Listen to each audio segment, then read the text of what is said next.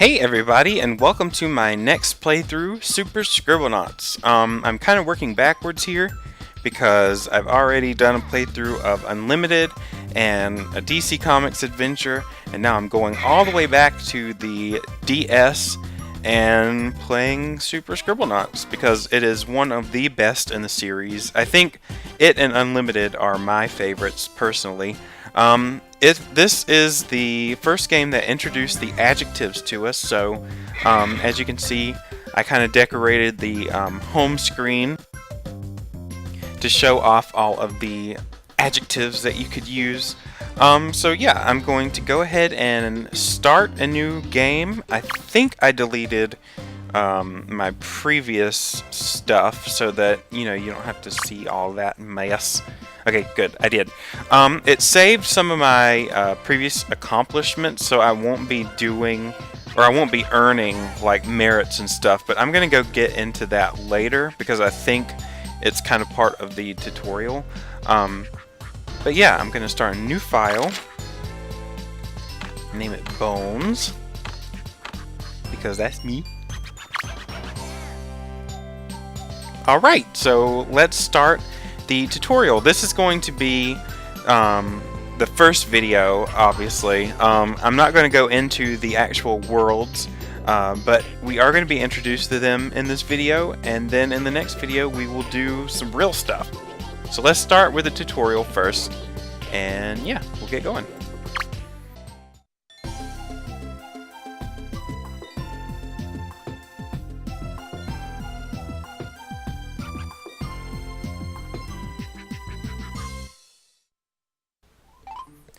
Welcome to Super Scribblenauts. Oh, thank you. I feel so welcome. You can access the pause menu and skip the tutorial by pressing start once in control of Maxwell. Okay, I'm not going to skip this, even though you guys kind of understand the gist of what's going on in this game if you've seen my other playthroughs of Scribblenauts. So we'll just do this tutorial, and yeah. Please choose how you wish to control Maxwell. Okay, so in the first game, your only option was to control Maxwell with the stylus, and that was really slippery, so I typically prefer to use the D-pad.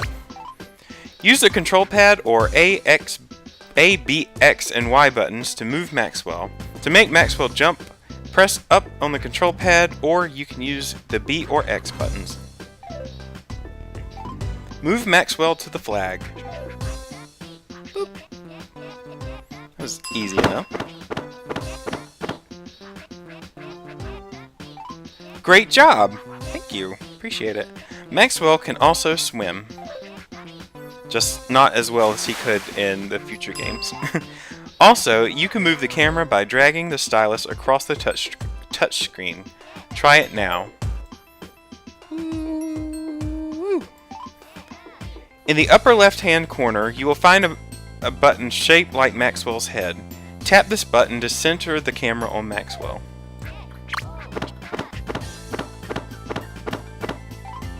This cliff is too high to jump to. You can use the notepad to create objects to help Maxwell. Tap the notepad and create a ladder. Okay, welcome to write mode. Write your word, then press the checkbox to create it. Try making a ladder now. Okay, so I'm only going to show this once because it's really picky, but you could either use the keyboard looking deal, or you could write the word yourself. So I'm only going to do this once because I don't really like it. It's pretty picky, like I said, but we'll do it this time. L-A-D-D.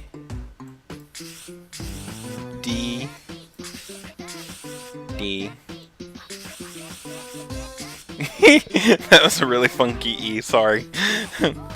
R. Oh, there we go. It worked. I'm gonna go ahead and shift back to the keyboard. The QWERTY keyboard. You can place objects in any empty space by dragging them and letting go. While dragging, you can use the L and R buttons to rotate the object. Like so. Tap the ladder to have Maxwell climb it.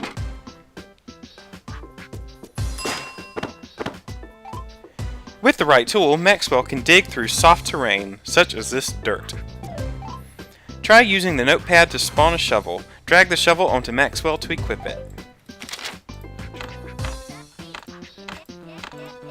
There we go. Drag the shovel onto Maxwell to equip it. Just like it said the first time. Tap the front of the dirt wall to dig. Nice. So this is more or less exactly what we've been doing the whole time, like in the first game. There's a new hint available. Tap on the flashing hint button now to see it. Welcome to the hint menu.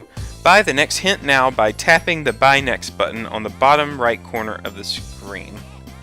Oh, there it is.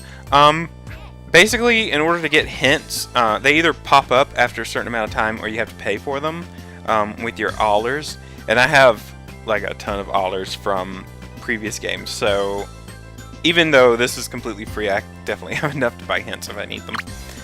Maxwell is done with the shovel. Tap him to unequip it. Such a good shovel.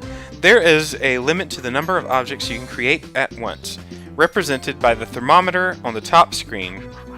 Destroy objects you no longer need to make room for others. So the thermometer is basically, like I said, the limit, the item limit that you have in the game. So if the thermometer fills up, you can't put any more items on the screen.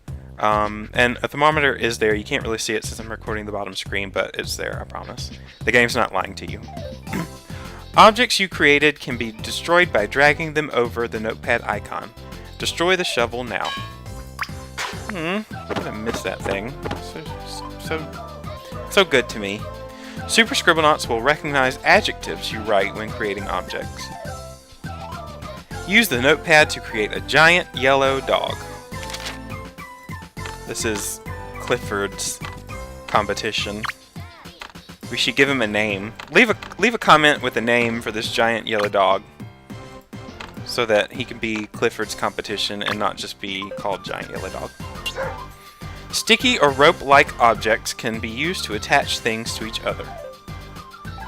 Use the rope to attach the dog to his doghouse by dragging one end of the rope onto the dog and the other onto the doghouse. And boop, right on the nose. Oh, whoops. I already got it. This is a starlight. Maxwell must collect this, and yada yada yada. You understand what starlights are, because you've seen the game before. I just kind of jumped into that. This is the Constellation Map. Use the control pad or drag the stylus to move around and tap on any constellation to select it. So we will be starting in constellation number 1, but I am not going to select it just yet. That will be in the next video. So I hope you guys have enjoyed this tutorial and are looking for the rest of the playthrough of Super Scribblenauts like I am, and I will see y'all next time.